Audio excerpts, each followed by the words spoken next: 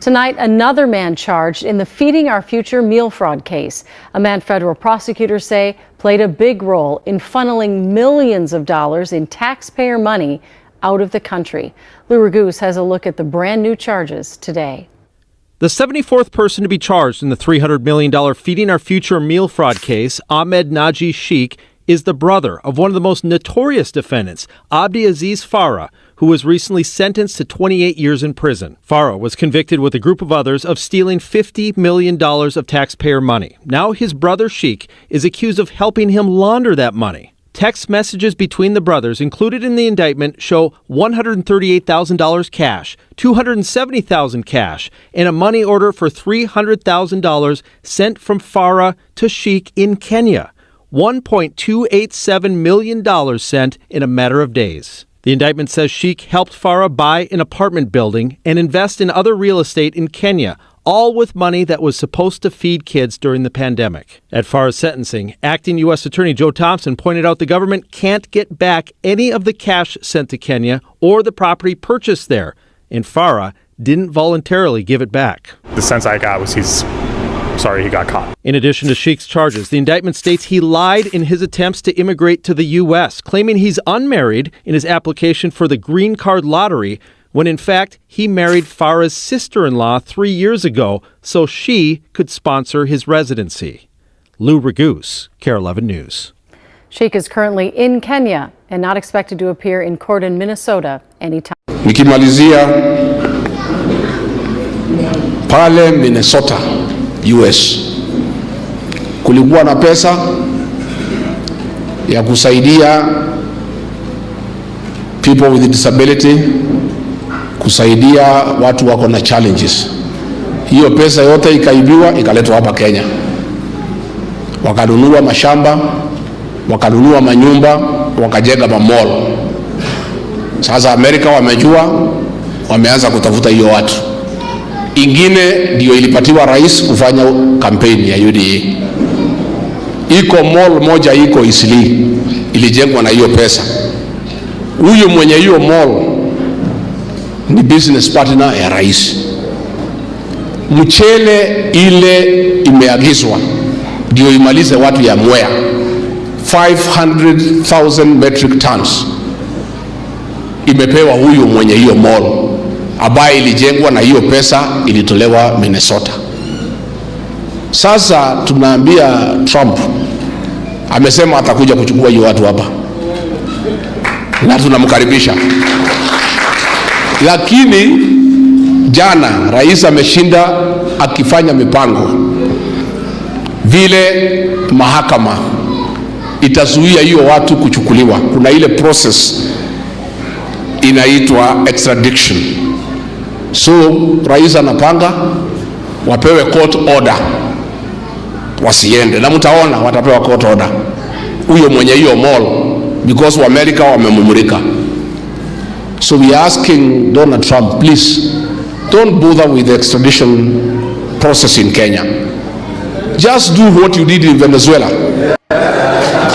Yeah? Just send your people with a plane, come and pick that fellow from here, uende umshtaki.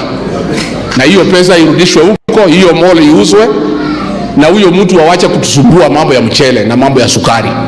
Because ndio rais anatumia to import duty free rice, duty free sugar, imemaliza wakulima wetu Western, imemaliza wakulima wa Mwea. And because Ruto amepanga na mahakama apewe order asipelekwe Marekani, we are requesting the President of the United States of America, Donald Trump, to be kind to this country and to come through for us and to ignore that process and just do what he did in Venezuela, and Kenyans will be grateful. Now if it is possible, he can do it as early as this week. Asingoje sana. Hiyo mtu hapa pale Isili, we can tell you where he is. Atume ndege ichukue hiyo mtu. Vile alifanya pale, alichukua rais wa nchi. Na huyu Donald Trump ni matata. That's what we want him to do. Because that fellow alijenga hiyo mall na hiyo. Hello everyone I hope that you are doing fine from any part of the world that you are watching today's video from. We have seen the Somalis being involved in a lot of frauds, especially in the United States of America. And whenever these people are deported, they end up in Kenya. And from history, we have learned that the refugees fled from Somalia because of political instability and settled in Kenya. And many of them call Kenya their home. So today, Kenya is witnessing an explosion of malls, gated communities, and luxury housing projects. On the surface, this looks like progress. But behind this rapid development are serious questions that Kenyans are afraid to ask. There has been growing claims that the united political interest linked to the Trump era and broad American government influence are encouraging President William Ruto to open Kenya further to foreign-linked capital. Among those reportedly benefiting are Somali business networks with strong ties to the United States. These claims suggest that Kenya may be used as an economic entry point, where foreign money builds infrastructure, controls property, and slowly gains influence over land, labor, and consumption.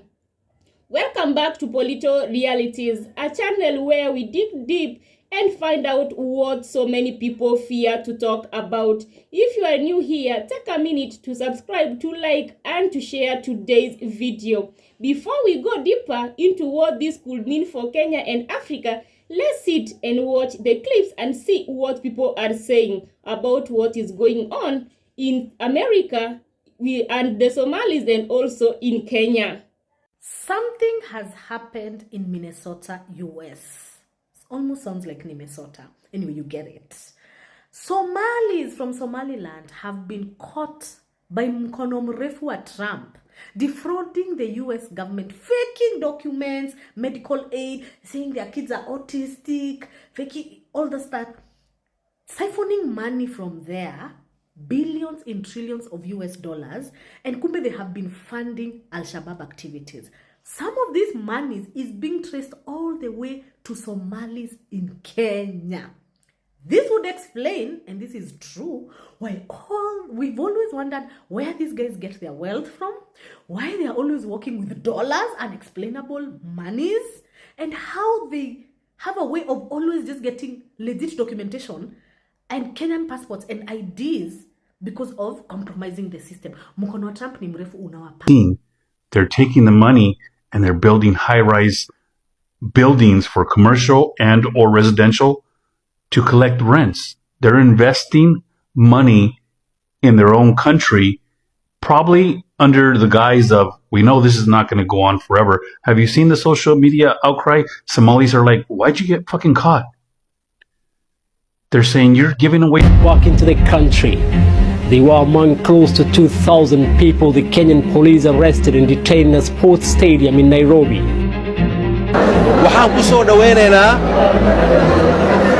We welcome them. They are our people and we promise to cater for them until they are reunited with their families. Kenyan police say it is a security sweep aimed at illegal immigrants. The deportees say they had legal status. I lived in Kakuma. I only traveled to Nairobi for a short trip. I showed them my papers, but they wouldn't listen. Now I am not even aware of my children or how they would survive without me. I begged them to take me back to my children in Kakuma. They refused. But defending the homeland is the military's first and most important priority. That's what it is. Only in recent decades did politicians somehow come to believe that our job is to police the far reaches of Kenya and Somalia, while America is under invasion from within. Am I the only one who's a little disturbed at the possibility that the divided states could actually own half of Nairobi? Like, have you guys been following the Minnesota tax heist? Because the thing is, okay, when I was in Nairobi recently, I I was going around just the city doing things, fun times. And I was just like shocked at the number of Somalis I saw around. And no hate, no shade for Somalis, you know what I mean? And like I went to Arboretum a couple of times. It would be like 10 Kenyans and like 200 Somali women or whatever. And maybe 20 Somali guys. But I was just like, what's going on?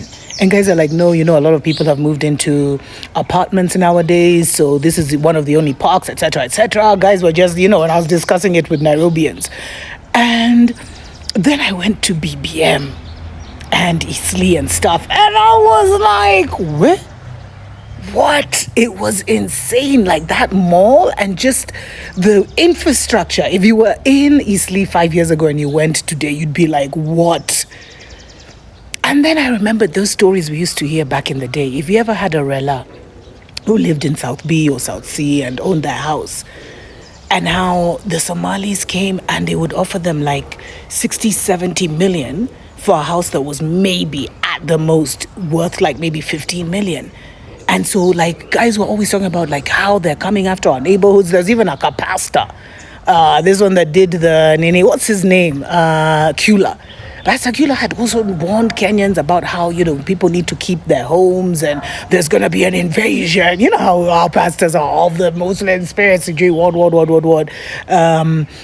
Turns out that all this stuff was probably bought with, a lot of it, let's say like that, allegedly, was bought with taxpayers or, I don't know, U.S. citizens' funds. And now the divided states is coming back for their property, and apparently they're going to start seizing some of these properties in South B, South C, Eastleigh, Diani, most of Nairobi, that were built or were bought with these funds. So, as in, if you see this thing clearly, I return to the question that I started with, family. What if Trump's America actually owns half of Nairobi?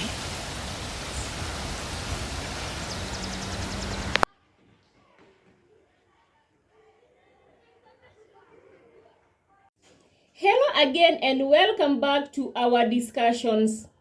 We see that Kenya has become one of the most attractive investment destinations in Africa. Its political stability, strategic location, and open market policies make it a perfect target for global capital. Under President William Ruto, Kenya aggressively welcomed foreign investors, particularly in real estate and commercial development. At the same time, claims have emerged suggesting that the United States' political interest, including networks connected to the Trump era, see Kenya as a strategic economic partner rather than just a diplomatic ally. According to the claims, Somali business allies based in or connected to the United States play a key role. These networks have access to large amounts of capital, strong access to large amounts of connections, and deep involvement in trade, logistics, and real estates.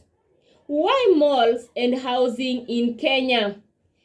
Because property equals to power. Whoever controls housing controls population movement. Whoever controls malls controls consumer behavior. And whoever controls land controls the future. Critics argue that this model allows foreign interests to dominate quietly without flags, soldiers, or official occupation. Everything appears illegal. Everything appears private, but the long-term control is real. Supporters of this strategy argue it belongs to jobs, modern infrastructure, and economic growth. But critics, on the other hand, warn that ordinary Kenyans are being priced out of their own cities, while profits flow outward. This raises uncomfortable questions among Kenyans. Who will own Kenyan cities in 30 years to come? Will Kenyans remain citizens or become tenants? Are African leaders negotiating for development or surrendering leverage? History shows that economic dominance always comes before political dominance. Africa has seen this before, only the methods have only changed. Kenya stands at crossroads. Development is necessary, but blind development without accountability can turn a nation into a marketplace owned by outsiders. Leave your thoughts in the comment section if you feel that this discussion needs further discussion. Until next time, be informed and be grounded. And also, thank you for your massive support for subscribing, liking, and sharing my videos.